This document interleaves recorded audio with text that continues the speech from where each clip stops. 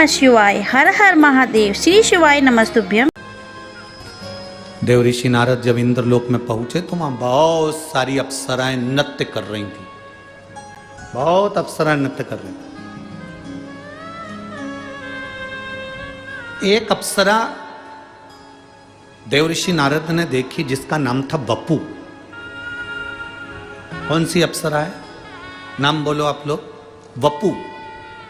कौन सी अप्सरा है? वपु। एक वपु नाम की अप्सरा वहां एक कोने में खड़ी थी, ना नृत्य कर रही थी ना गायन कर रही थी, खड़े है, जिसके मस्तक पर त्रिपुंड लगा हुआ था।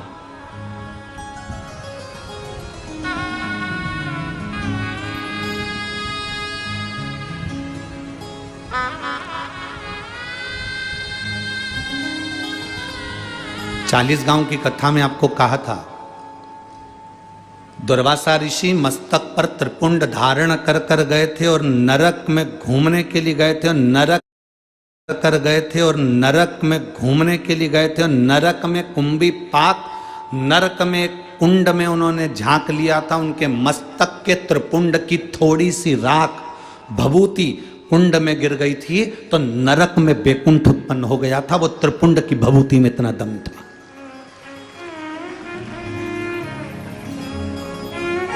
शिवजी पे चढ़ी हुई भभूत में इतना दम था। आप लोगों से निवेदन है, आप रोज भभूति नहीं लगा सकते, आप रोज त्रिपुंड नहीं लगा सकते, आप रोज भगवान का चंदन मस्तक पर नहीं लगा सकते, तो भगवान के ऊपर जो जल चढ़ता है उस जल को अपने ऊपर छीट लिया करो। 24 घंटे एनर्जी रहेगी, 24 घंटे बल।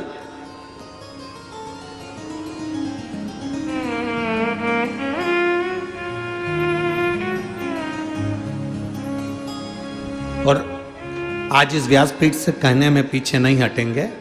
हम तो इतना जरूर कहेंगे, अगर कोई व्यक्ति बीमार है, हॉस्पिटल लेकर जा रहे हो, लग रहा है कि इसको बड़ी बीमारी की आशंका है, इसका किडनी लीवर डैमेज हो चुका है, इसको कहीं कैंसर जैसा रोग दिख रहा है, इसके शरीर में कोई ना कोई बड़ी बीमारी डॉक्टर बोल सकता है, तुम्हें लग रहा है कि घबराहट हो रही है, भय लग रहा है कि मैं डॉक्टर को दिखाने नागपुर जा रही हूँ, मैं डॉक्टर को दिखाने के लिए चंद्रपुर जा रही हूँ, मैं डॉक्टर को दिखाने के लिए यवतमाल जा रही हूँ, मैं डॉक्टर को दिखाने के लिए यहाँ जा रही हूँ, और तुम्हें लग रहा है कि कहीं कोई बड़ी बीमारी ना आए, तो हमारा निवेदन है, सबसे पहला काम करना, हॉस्पिटल डॉक्टर को दिखाने से पहले शंकर के मंदिर में जाना, एक लोटा जल समर्पित कर कर आचमन करना, एक बेलपत्री उठाना, तुम खाओ तो ठीक, ना खाओ तो ठीक, उसको पर्स में डालना या जेब में रखना और उसको लेकर हॉस्पिटल तक जाना और कुंदकेश्वर महादेव का नाम लेकर जाना। कभी बड़ी बीमारी नहीं निकल सकती।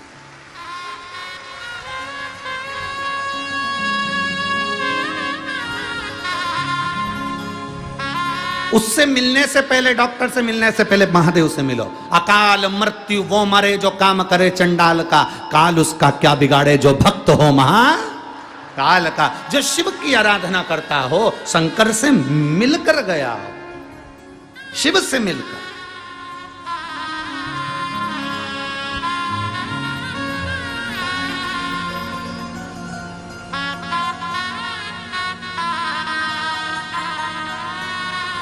बहुत बड़े डॉक्टर को फाइल दिखा दी, फिर छोटे छोटे डॉक्टरों से जाकर कह दो हम बड़े डॉक्टर मुंबई गए थे, वहां ये डॉक्टर को दिखाकर, बड़े हॉस्पिटल का नाम ले दो, हमने वहां दिखाया। फिर छोटे डॉक्टर को दिखाओ, छोटे तुम्हारे गांव के, तुम्हारे शहर के हॉस्पिटल में जाकर दिखाओ। वो फाइल देखते से कह देगा अरे ये तो माँ के हॉस्पिटल की है। फिर वो करेगा जब तुम माँ दिखाया है तो फिर हम थोड़ा बहुत ट्रीटमेंट देख लेते। फिर उसने थोड़ा बहुत ट्रीटमेंट दे दिया। उसी तरह हॉस्पिटल जाने से पहले तुम जब शिवालय तक चले जाते हो, शंकर के मंदिर चले जाते हो, बड़े डॉक्टर से मिल लेते हो। इससे बड़ा डॉक्टर कौन होगा? तुम ईमानदारी से बोलो, जो अपने ससुर का सिर काटकर बकरे का मुंह लगा दे। कितनी जोरदार प्लास्टिक सर्जरी है।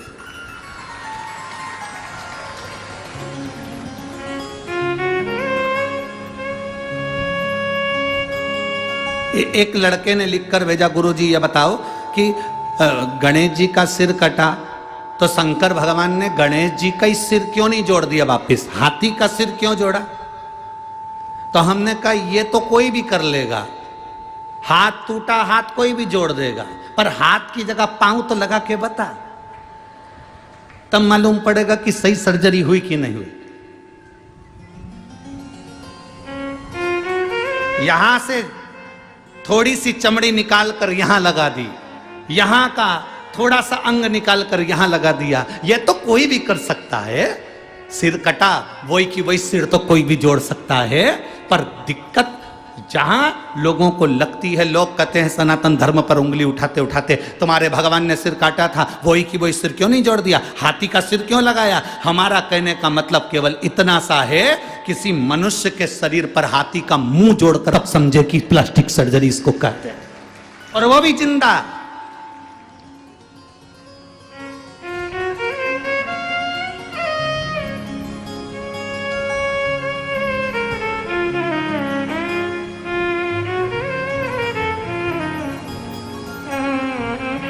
एक व्यक्ति ने हमसे कहा, गुरुजी देखो तुम्हारे सनातन धर्म में, तुम्हारे हिंदू धर्म में कितनी सारी पुराण हैं, कितने सारे वेद हैं, कितने सारे शास्त्र हैं, कितने सारे ग्रंथ हैं, और हमारे धर्म में केवल एक, बाकी के जितने धर्म सब में एक पुस्तक, एक ग्रंथ, एक किताब है, और तुम्हारी इतनी किताब। हमने उनसे कहा हम पूरी लाइब्रेरी लेकर चलते हैं, क्योंकि हम सनातन हिंदू हैं। पूरी लाइब्रेरी लेकर चलते हैं, साथ में होना चाहिए, लाइब्रेरी हमारी है।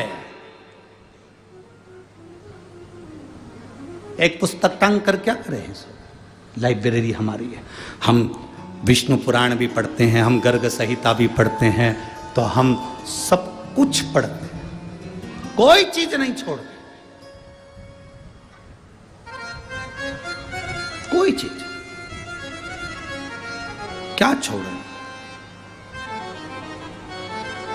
तुम्हारे हाथ में किसी संत की पुस्तक आ जाए तो उसको भी पढ़ो, किसी वेद पुराण शास्त्र ग्रंथ जो आया उसका अध्ययन होना चाहिए, उसका अध्ययन हो।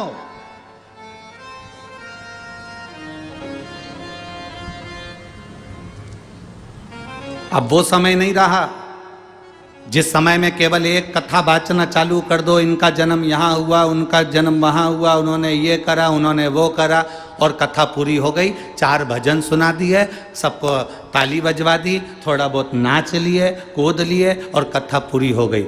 शिव महापुराण में तो इतना समय भी नहीं होता कि एक भजन की जगह 2 भजन गा लिया जाए। एक भजन के लिए भी थोड़ा सा समय बीच में फंसाना पड़ता है, तब जाकर कोई भजन हो पाता है, नहीं तो वो कथा इतनी लंबी तक चल जाती है कि आपके भीतर शिव तत्व कैसे प्राप्त हो।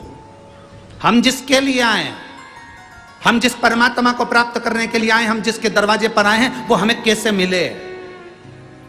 हम गुरु के दरवाजे पर जाएं, और उस गुरु के दरवाजे पर जाएं, तो हम अगर गुरु के दरवाजे पर पहुंचे, भले हमारा गुरु वहां सामने नहीं हो, पर गुरु ग्रंथ भी अगर वहां पर है, तो उस ग्रंथ में गुरु का दर्शन होना चाहिए।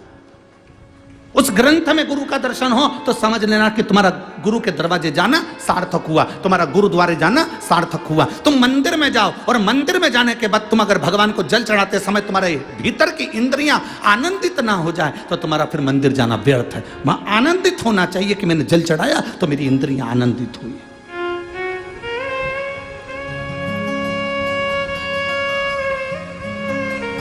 बपू खड़ी है,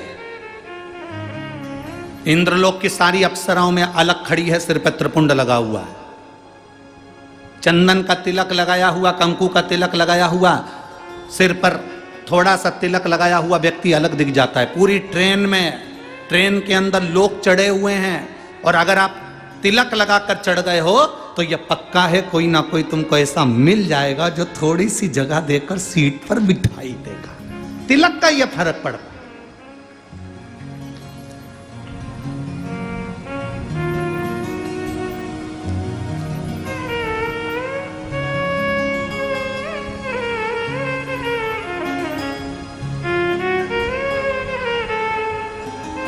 आप थोड़ा सा तिलक लगाए, आपको सम्मान मिलेगा। बहुत बहुत हम कहेंगे आप लोगों को थोड़ी सी काली मिर्ची भी लग सकती है, क्योंकि हमारी बात से लोगों को जरा काली मिर्ची लाल मिर्ची थोड़ी ज़्यादा लगती है। हम कहेंगे आप लोगों को थोड़ा सा लग सकता है। बोल दूं क्या? बोलो, जम के तो बोलो, बोल दूं। एक कायदे के वस्त्र जब पहनकर आप कहीं जाते हो ना तो किसी के बाप में दम नहीं है कि तुम पर निगाह उठाकर देख ले।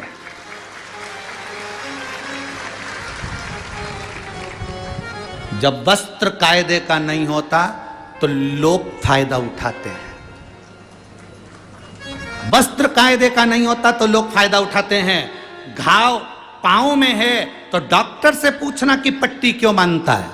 डॉक्टर को मालूम है अगर पट्टी नहीं बांधूंगा तो ये मक्खी उस घाव पर बैठेगी, इसलिए जितना हो सके पट्टी बांध कर चलोगे तो फिर ये आड़ी टेढ़ी मक्खी नहीं झूमेगी।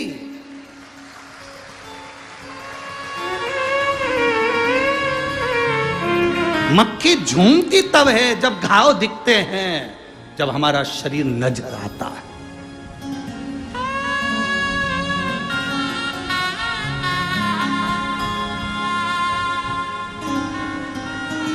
अपने तन को, मन को जितना ढक सकते हो उतना ढक कर चलिए। भजन को जितना ढक सकते हो उतना ढक कर चलिए। भोजन को जितना ढक सकते हो उतना ढक कर चलिए।